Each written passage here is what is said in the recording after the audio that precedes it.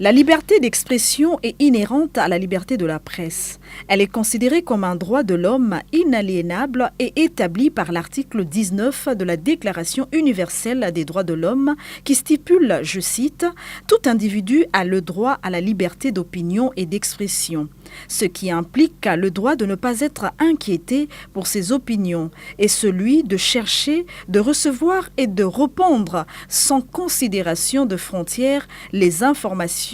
et celui de chercher, de recevoir et de répandre sans considération de frontières les informations et les idées par quelque moyen d'expression que ce soit.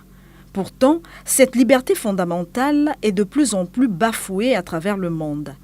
Comment peut-on prétendre parler d'une presse libre alors que partout dans le monde, des journalistes sont menacés, tués en plein exercice de leur profession et même emprisonnés pour leurs opinions ?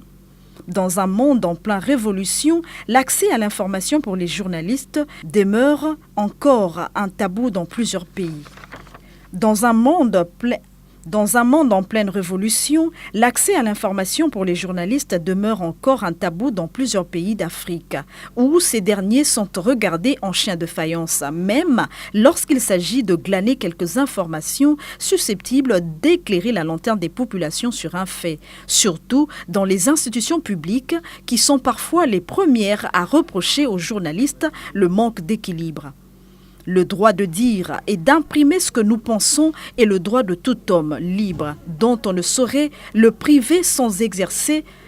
la tyrannie la plus odieuse, dixit Voltaire. La Journée mondiale de la liberté de la presse est l'occasion pour les journalistes de dénoncer les atteintes portées à cette liberté et de réfléchir sur les moyens d'encourager, de défendre et de développer les initiatives susceptibles d'apporter un nouveau souffle à la profession du journalisme en prônant l'unanimité entre ces acteurs, un des atouts qui font souvent défaut dans la plupart des médias congolais. Car comment un royaume divisé contre lui-même pourrait-il remporter une bataille sans être d'avance voué à l'échec?